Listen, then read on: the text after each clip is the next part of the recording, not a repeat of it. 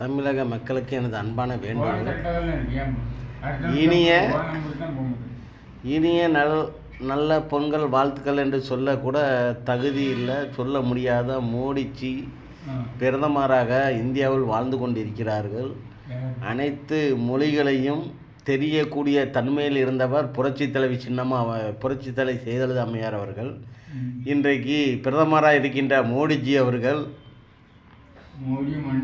தமிழகத்தை வஞ்சிக்கிற வகையில் அவர் பேசிய வார்த்தைகள் மனதை அரித்து கொண்டிருக்கிறது. தமிழகை கொச்சைப்படுத்தி கொண்டிருக்கின்ற மோடியை வன்மையாக கண்டிக்கிறேன். நீ பேசாதே என்று மோடியை பார்த்து கேட்கிறேன். உனக்கு தானி இருந்தால், தமிழகத்தில் பேச திறமை இருந்தால் தெளிவாக பேசு. இல்லை என்றால் நீ பேசாதே, நீ நாட்டு பிரதமராக மட்டும் இருந்து போ என்று மோடியை பற்றி கேட்கிறேன். நீ தமிழகத்தை பேச தெரியாதவன், தமிழ் மொழியை சரியாக பேசாதே என்று மோடியை வன்மையாக கண்டிக்கிறேன்.